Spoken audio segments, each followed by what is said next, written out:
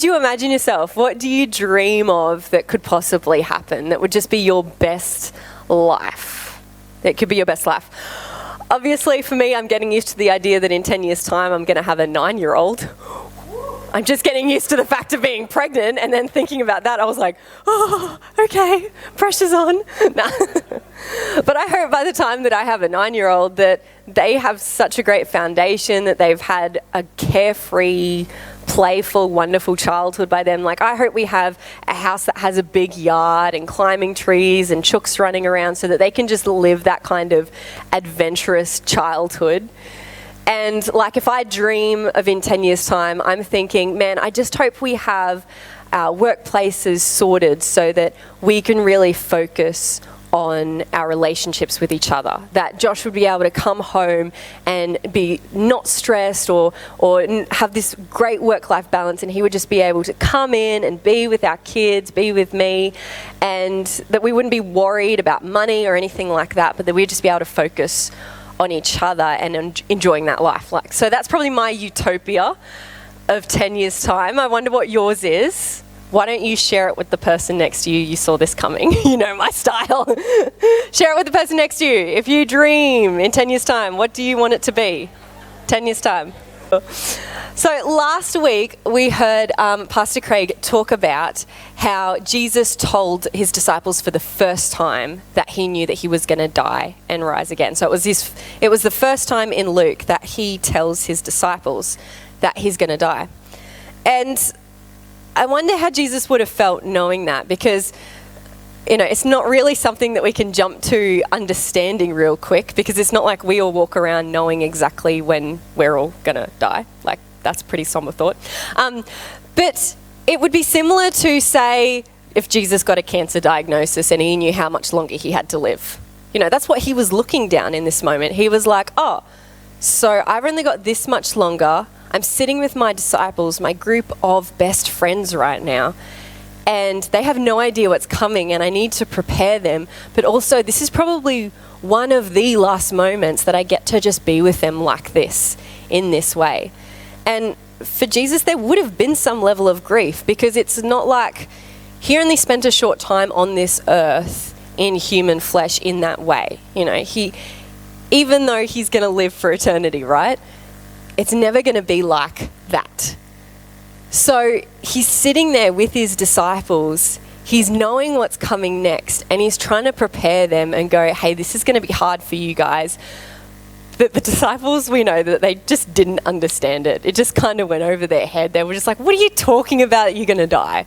Like, come on, you're only in your 30s. We've got a great life to live. But what did he feel? What did he feel knowing that he was on that journey, on that walk to the cross?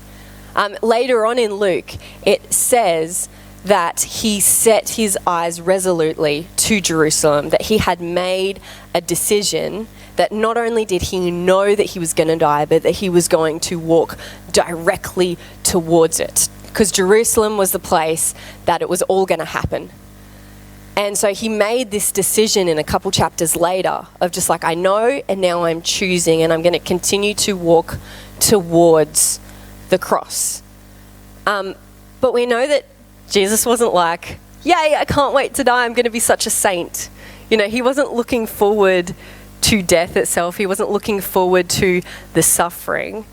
He was looking forward to saving us, because he thought that that was the most important thing. We know that when just before he got arrested, just after the Last Supper, he was in the Garden of Gethsemane praying. Oh, wrong way around. He was in the Garden of Gethsemane praying, and we know that he was pleading with God to go, if there's any other way, can we do it differently? And he specifically references, if I don't have to die, if I don't have to suffer, if I don't have to go through the pain of this, if there's another way to do this saving, can we do it that way? But even though I don't want to suffer, even though I don't want to die, I will do it your way. I will be surrendered. And, you know, we know that medically speaking, that for his sweat to fall on the ground like great drops of blood, that he was very much stressed out and in a very anxious position in this moment. And so Jesus didn't walk towards the cross with a big smile on his face. It didn't give him crazy amounts of joy. Yet he chose to set his eyes on Jerusalem and go, I'm walking towards that. In the Garden of Gethsemane, he's like, I don't want to do this, but I will do it. And he gets arrested. We know he gets put on trial. He gets beaten. And then he has to carry his own cross, the thing that he's going to get nailed to, as he does this walk to the cross. So right back where we're starting in Luke today, he's looking forward and he's starting this walk to the cross. I think we forget sometimes that when we look at the Gospels, we look, what can we learn from Jesus? How can we build our theology? What can we dig into? And we forget that this is actual history, that this is actually a history book. We could call Luke a pastor, a theologian, but we could also call him an historian as well. And these are actual places. And this is a photo of a place that traditionally it was said that Jesus carried the cross on his back, and this was the place where he fell over and Simon took over. So traditionally that's where they said this happened.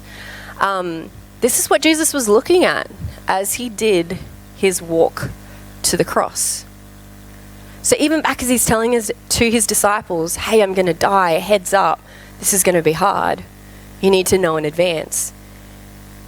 He's changing his direction and going towards Jerusalem. I'm going towards the cross. And then this is where it really comes to a head, when he's carrying that cross on his back. And I don't know if you've ever stopped to think what it felt like for him. That walk, if you do it today, that walk will only take you 10 minutes if you did it from start to finish at a normal walking pace. But after you've been tortured, after you've had the flesh hanging off you, you can't see because of the blood running down your face, you can barely stand up because of your weak legs, and then you have a heavy cross on your back with the splinters digging into your back. And then you walk along that and you fall down on the cobblestone road. I don't know if you've ever stopped to think about what that walk would have felt like for Jesus.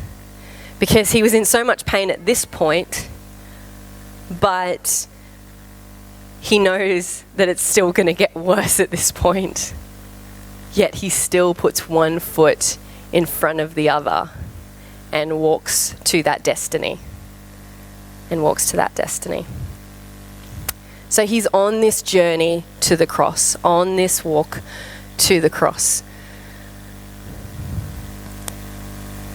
So when he's saying this to his disciples, this is all the stuff that he's thinking about. This is all the stuff that he's thinking in advance. I know I'm going to feel like this.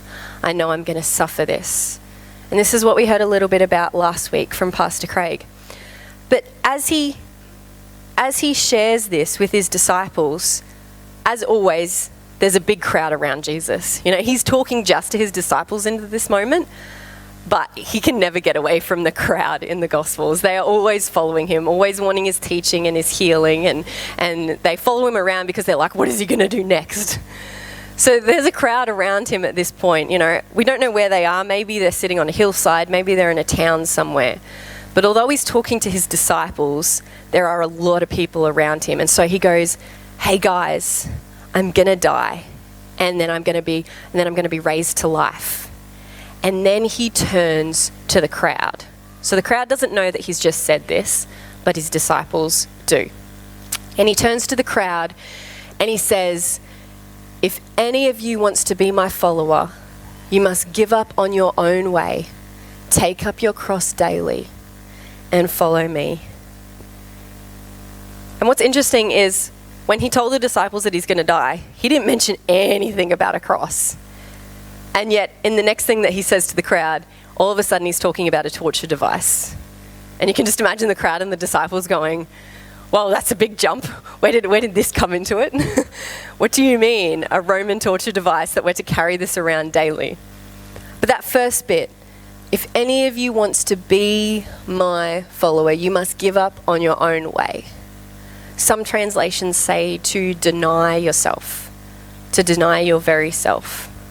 I think that's kind of a hard call in Western society, because everything we do is about fulfilling ourselves. Go after your dreams, go after your career, make decisions that are best for you. We're so wrapped up in, even when we pick churches, we're like, oh, this church really ticks my boxes. It's what's best for me and my faith. It's so selfish and individualistic. And so this idea of denying yourself, of leaving your own agenda behind, your own goals behind, and choosing to orientate yourself towards the mission of Jesus is really, really difficult. Really difficult. But what's interesting is that Jesus is talking to the crowd, right? But these guys are not Western society. They're Roman and Jewish, and both of those cultures are actually collectivist societies. And that simply means that they didn't make decisions based off independent individual desires. They made decisions based off their closest relationships, on what was best for the family, what was best for their household, what was best for all the people in their life. So when someone got a job in that time, it would have been the whole family getting together and going, hey, this is what's best for our family. If you get this job and you bring in this money, and like resources were quite shared. So there was none of this, oh, my dream is to do this, and so I'm going to go off and do that. Everything was collectivist from that mentality, which is really different from our own. If you know anyone from a collectivist culture, Filipinos are very collectivist. Most Asian cultures are, to be honest. And there is something beautiful about how they put each other above themselves naturally, just because it's in their culture. Obviously, there's always pros and cons with everything. But when I look at church in the book of Acts, I can just see that those collectivist values are very permeated throughout our idea of church. But so for Jesus, talking to the crowd from a collectivist culture, he's saying, you must give up on your own way. When he's saying that, he's actually saying, give up on your own way, set aside your closest relationships in loyalty to Jesus. That Jesus is the most important relationship. Don't make decisions based off your family, off your personal closest relationships. Make decisions based off Jesus, of his top priority. So we read that as give up your own way. Oh, so my goals, my dreams, my career, let's deny that. Let's go, okay, what does God want for my life? What is God's plan? What is God's agenda? But they would have heard it as put me above your closest relationships, which I think is really, really interesting. For me, family is probably one of my top priorities, and relationships, are pretty much right next to that. Well, I remember as a young teenager, I went through this phase where I was really scared of my family randomly dying and me being left alone in the world. For some reason, I just got caught on this thought, and I was like, is Dad going to be in a car accident on the way home from work? Am I going to be all alone in the world? And I would just have these random thoughts, and I would just worry about it so much. I even had a couple of nightmares about it at the time. And God spoke into that moment for me in my young teens, and he spoke to me directly, and he was like, what's more important, Mel? Trusting me with your family, or worrying and trying to ensure their safety on your own? And he revealed in me that I was so prioritizing my own family that was the thing that I worried about, because I cared about that the most, and it actually revealed that I cared about them more than I cared about Jesus. That they were my number one and he was my number two. In the NIV application commentary, it says, some things we may have seen as ours by natural right may need to be renounced because they represent a subtle form of idolatry. Valuing family, valuing relationships is a good thing. We're actually called to love each other in Scripture. But when that becomes more important than Jesus, you're taking a good thing and making it an idol. Taking a good thing and making it an idol. So even things that we think are great can be messed up in our priority list, and Jesus get pushed down the bottom. And then the next part of this verse says, take up your cross daily and follow me. And the crowd would have just been like, why the Roman torture device? Daily? What? And I think we can echo that a little bit today in modern society, because we don't necessarily go around executing people on a Roman cross anymore. So for us, it's like, Jesus, what do you mean for us modern Christians later on? Like, how does this relate? Are we actually to make a physical cross and carry it around with us every day? I've heard of a guy that is actually doing that as an evangelistic tool around Australia, that he's carrying an actual cross around with him. And I think that's so cool. It's such a great conversation starter. But I don't think that that's what Jesus meant in this part. It's an analogy of this walk of surrender that he's just starting. He's just told his disciples, hey, I'm going to die.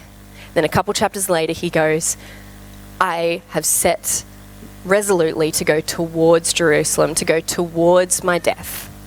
And then as he's carrying the cross, he doesn't falter. He keeps walking, even though he knows what's happening next. And he does it despite the suffering, despite the pain, despite the death. So this idea of surrendering to the point that death doesn't matter anymore. He thought that the mission of God was worth dying for, that it was the biggest priority in his life. And so keeping himself from pain and suffering was way down the list. And his biggest priority was to do that. And so he invites us in this verse to walk that way with him, to accompany with him to Jerusalem, to accompany him on that way of suffering, to walk with him with that cross on his back. It's an analogy of his walk of surrender. What I find really interesting is it's take up your cross daily. And I kind of love that word daily in there, because it shows us that it's not a once-off decision that we make, that we go, oh, I have surrendered, I've given my life to Jesus, that's it. It represents that we got to do this daily, because we get distracted by stuff. We start building our safety and security here on earth. We start investing in the here and now and enjoying our lives here, and we forget so easily, and our priorities get mixed up so easily, that it has to be this daily thing of going, Jesus is more important, and today I'm going to accompany him on the road to Jerusalem and on the way of suffering, that I'm going to walk with him and prioritize him as most important. So it kind of says, hey, you're not going to do this perfectly. You got to do it daily. It's got to be a daily choice to wake up and to go, Jesus, I'm walking with you today because you are the most important thing to me. And then Jesus continues saying, if you try to hang on to your life, you will lose it. But if you give up your life for my sake, you will save it. And what do you benefit if you gain the whole world, but are yourself lost or destroyed? If you make your whole life about here and now, about getting everything that you want, about building that career, getting that promotion, building your family, buying that car, that house, whatever it is that you think is going to bring you happiness, or just getting to a point of saying, I'm actually happy now, or I'm actually comfortable now. If you're investing everything in the here and now, but then we all die anyway, what's the point? What's the point of going to all that effort for nothing? If we do that, if we make it all about here and now, we're missing the point. We're missing the point. So start to think back to the stuff that you said in 10 years' time that you are really looking forward to, that if you could get that would just be the dream. If you end up exactly where you want to be with everything you have ever dreamed, Does it matter if you lose God and lose eternal life? Is it worth that? If you have everything but lose God and lose eternal life, what was it all for? What was it all for? And, it's getting pretty serious now. Jesus is going straight for the jugular. Like, he is not mincing words. But he makes this even more intense by saying, if anyone is ashamed of me and my message, the Son of Man will be ashamed of that person when he returns in his glory and in the glory of the Father and the holy angels. When he returns at the end of time, when he returns at the end of time and he looks at you in your eyes, when he comes face to face with you and you get to see him for who he is in all his glory. For me, I really want to hear him say, well done, good and faithful servant. If that is what my life accumulates to, that moment of looking Jesus in the eyes and him saying, well done, good and faithful servant, as I get to see his face for the first time, that's it. That matters. That made it all worth it. But if he turns to me and looks me dead in the eyes and goes, I'm embarrassed of you. I'm ashamed of you. That breaks my heart. If that happened, that breaks my heart. What was it all for then? What was it all for if I lose everything? If we work every day, if we go to work every day and we hide that we're a Christian to the people around us, we don't speak up when we know we should, we don't pray and seek to lead others to Jesus, we don't step out of our way to go, yeah, I went to church on Sunday. That's what I do every weekend. If we're not open about this and we're actually actively hiding it, or we know we should speak up about Jesus' words and not be embarrassed of what he said, and we don't because we're like, oh, that's a hard thing to say. That could ruin my relationship with this person. If you're embarrassed of him, he says he's going to be embarrassed of you. And that's hard. That's really hard. And I don't know about you, but I don't want my life to be a waste. I want it to result in the things that matter. Jim Elliot was a young dude in the 1950s. I read his biography when I was a teenager, about the same time that I read Fox's Book of Martyrs. And he just stood out to me as the kind of person that I hope to become. That to be able to be so focused on the mission of God and so captured by God's mission that nothing else matters. I just look at him and I just thought, yeah, that's where I want to be. So he was a young dude in the 1950s. He knew really, really early on that he was called overseas for missions. He knew really early on as a teenager that that's where God wanted him. He just didn't know where yet. And he told his parents this, and his parents said to him, oh, why don't you just stay local? Why don't you just stay in the local church and become a youth pastor or something? They really wanted him to be a youth pastor. And he turned around to them and said that he thought the church was too well fed and that he needed to go elsewhere to people who were unreached and hadn't heard the gospel yet. So you can see that from the get-go as a late teenager that he was very convicted on what he wanted to do. He knew what he wanted. So he goes to Bible college and he meets his future wife, Elizabeth, because that's what you do at Bible college, isn't it? You go and find a wife. So he meets his future wife at Bible college. But he just keeps on, I'm supposed to go overseas for missions. And he had a particular heart for people who have never ever heard the gospel, who are completely unreached. So God calls him to the jungles of Ecuador. And he goes with, I think, 4 or 5 other young men who feel the same way, that he slowly met through connections at Bible college and through churches. And so he gets together with this group of men and they go and move over to Ecuador after their studies. And they're like, okay, these tribes are aggressive. The reason that they're unreached is because they keep killing people. So they're like, we need to have a strategy. So instead of going straight in and visiting the tribe, what they do is they have this little aeroplane and they just come within a walking distance to the tribe. And they just do that for a few months and let the tribe come to them, so that it's like, you guys can choose to come and engage with us, but we're going to keep our distance. We're going to let you make that decision. And they drop gifts to the tribe. They give them a whole bunch of things, and they slowly have some of them come out to meet them at their aircraft. And they even take one of them for a bit of a joyride in the aeroplane, which you can imagine as a jungle tribal person would have been like, woo, amazing. So they do this, and they do this for 7 months. So they're just really slow and steady about building these relationships with these tribal people. And then they go, okay, this is looking really good. We're making some good relationships. We're building trust. It's time to go to the actual tribal village. It's time to actually go there. And they felt like God was saying, yep, it's time to go there. So they got everything together. They planned it all. And there were 10 tribal warriors that met them when they landed next to the tribe. And they were killed and their bodies dumped in the river. They didn't even make it to the tribe itself. The warriors knew, and they were there to meet them.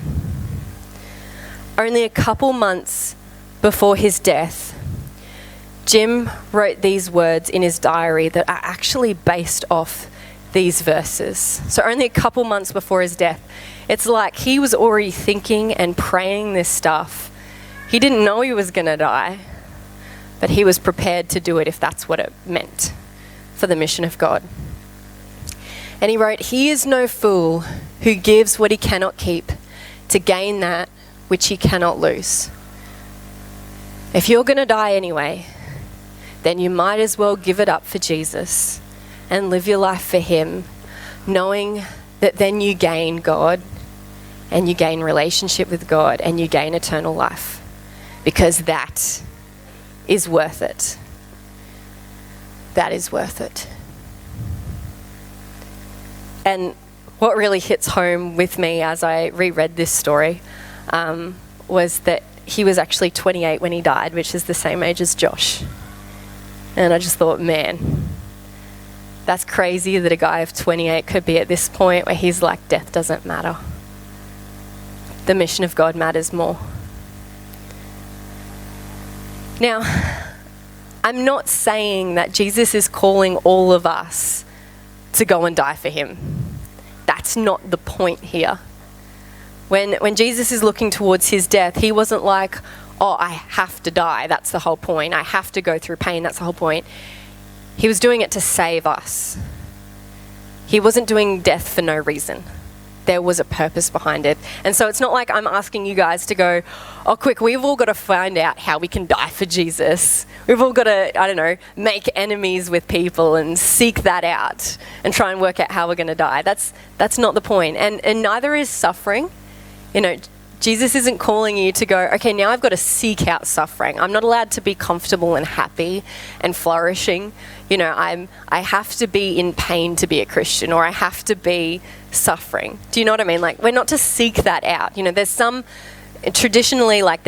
monks that have thought that way and have thought, I'll give up everything because I'm not supposed to be comfortable, because Jesus didn't live a comfortable life.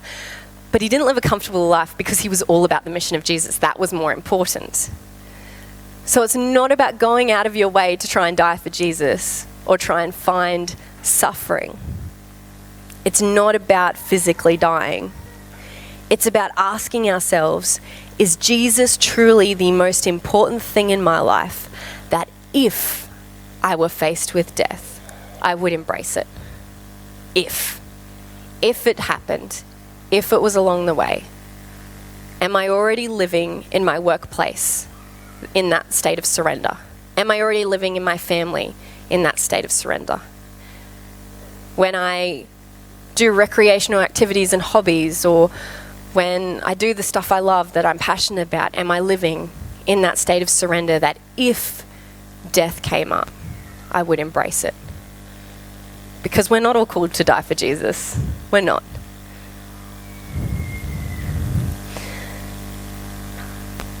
In one of the commentaries I read, it talked about how Western Christianity has become all about making us comfortable and safe and happy and at peace. It's like this nice warm blanket that we chuck over ourselves and go, oh, now I'm part of a church community, I'm happy, like this is what life's all about, and it just kind of tucks us into bed and makes us comfortable.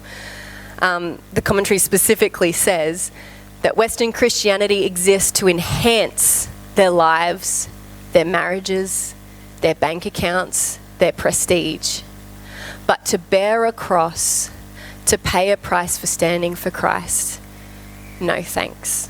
It's like we want all the blessings of Jesus, we want all the good stuff, but when it comes to, I've actually got to talk about Jesus in my workplace, I've actually got to not be embarrassed of him and his words, I've actually got to make my whole life about giving up my agenda and what I want. Oof. No, I just want all the good stuff and all the blessing of it. That's kind of where Western Christianity is at. But the thing is, we all get impacted by this in a certain way. We all have that idol, in a sense, that we fall back to. And for me, this reveals, as I spent time digging into this and thinking about it and praying about it, I really felt like God was saying, Melinda, you really want to be comfortable and secure. You want to know that your life is all planned out, that you're in control, that you're doing all the right things, that you're building a safe place for your family so that they don't stress. But that's not what is most important. That's not what is most important. And for me, I've been doing my personal devotions probably once or twice a week at the moment, because for some reason I've just lost a little bit of motivation in the last couple months. But that daily thing really stuck out to me, that I'm making my life all about becoming comfortable and then not prioritizing the stuff that really matters. I'll get up, I'll clean the house, make food, do all those things that plan out the day, make it all, kind of happy and planned and controlled, so that I can get to the end of the day, not be too tired, but just know that I've, done the day's work kind of thing and be happy and content with it. But I missed out on my time with Jesus. And that, for me, Jesus was putting his finger on me going, you want to be comfortable, but that's not what is most important. Might be a good thing. Might be not something that you stop doing. Of course, you're pregnant now. You have to actually plan for this. But that's not what is most important. Jesus is most important, and his mission is most important. So as you think back to your answers at the beginning, where do you dream to be in 10 years' time if you could have everything? What does that reveal about the idols and the priorities that get in the way of prioritizing Jesus? Maybe you're the same as me, and being comfortable and safe and secure is like something that you really want. And I realized this morning, as I was reading scripture, that, I actually can find my safety in God and my comfort in him, because he's my Prince of Peace. And so those can still be something that I get, and that I get from him, but not something from my circumstances or that I make up. So that was just a really cool thought that I had this morning. But maybe for you, you're the same as me, or maybe for you, it's more about career, about knowing that you've got a job that's fulfilling, that's doing something with your talents, that's doing something that you're good at. Maybe it's like bringing in that money to provide for your family, or know that you've done your best, in your workplace, in your job. Maybe it's about working up the ranks, becoming important in your field. Your goals revolve around accumulating degrees, in a sense, to then climb the corporate ladder. Perhaps you want to retire early. But then when it comes to stuff like biblical business ethics, you'll cheat others to get ahead. When it comes to relationships, you'll step on others. You won't care about who you leave in your dust as you move forward in your life. You don't stand up for what is right in a business meeting when you know it goes against the Jesus life. And, putting work first, it's a very Western thing. It also might mean practical things like you just naturally work every Sunday because work is way more important than gathering with your church family. And, I need money, so I don't get a choice. I have to work Sundays. Or maybe it's more about that you invest your whole life into your work, that you get to the end of the week and you're like, I'm too tired to go to church and socialize with people because I've given work my best. And there's nothing left for God's community or to be actively involved in God's community. That's another way we can see where work becomes more important than church, and then career becomes more important than Jesus and his mission. Or maybe for you, relationships are the thing that really gets you unstuck. Maybe you make goals and decisions based off your relationships. In 10 years' time, you want to know that you have this group of amazing close friendships, or you want to know that you've fallen in love and you're building that romantic attachment with someone, that you just want that partner. Or maybe it's just, I want, my extended family to be all happy and I want to be in a good place with everyone in my life. Maybe it's relationships for you. Maybe social status is the most important thing.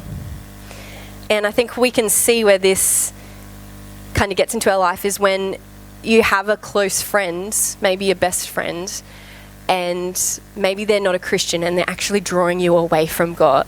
They've gotten to the point where they're so influential in your life that they're actually drawing you away from God. And you have this feeling of, okay, this is getting to a point where I'm not influencing them anymore, they're influencing me.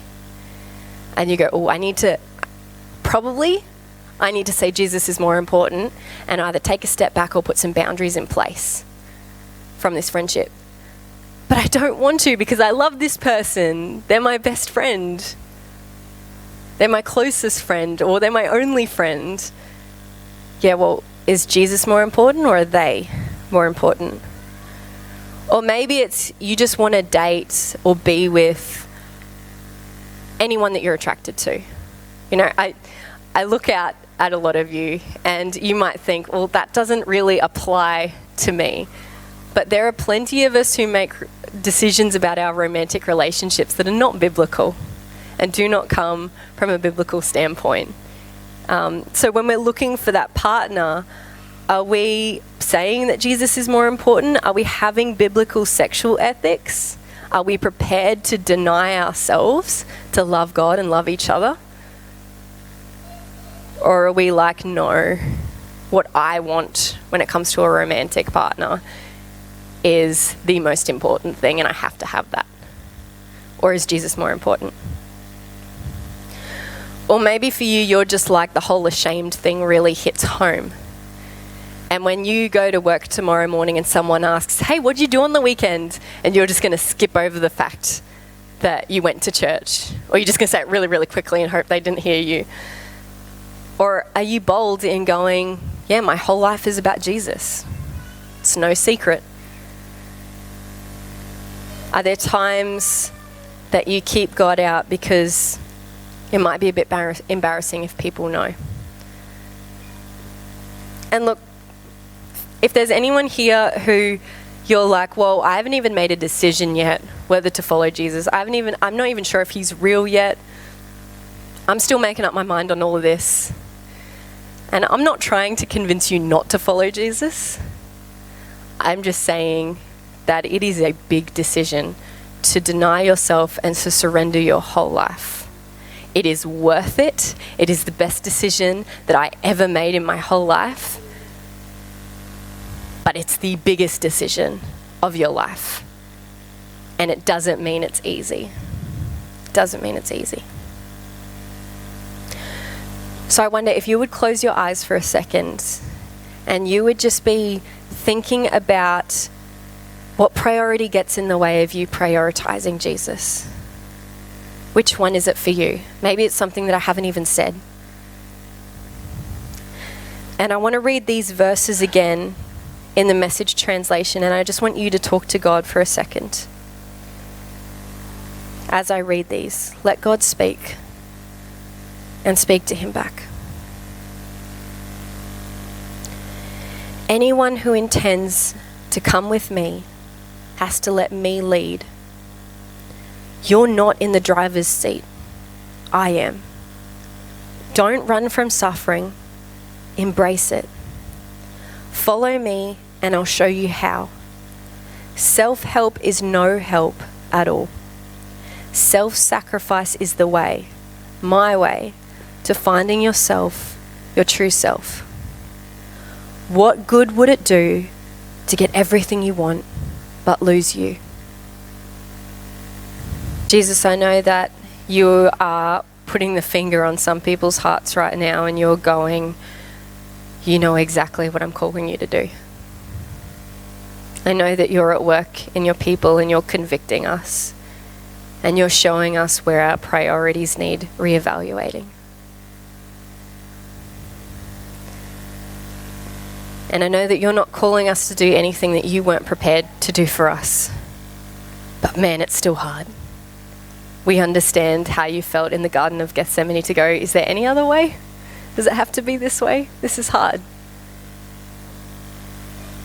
But we know that you showed us that it was worth it. And so we want to give this a crack with your help. We want to say, hey, we want to surrender. Would you help us? We want to be okay with if death came, we would embrace it for you. We want to be in that place where you are satisfying to us, that you are so much more important than everything else to us, that we are so in love and enraptured with you and your mission that nothing else matters, even suffering and death. Would you help us to take up our cross daily and to follow you? Amen. Amen. I'd like to invite the worship team to come back up. But guys, we've already wasted enough of our lives living for things that don't matter. We've already wasted so much time. So what will you do this week? Will you reevaluate your priorities? And will you answer Jesus' call to come and follow him?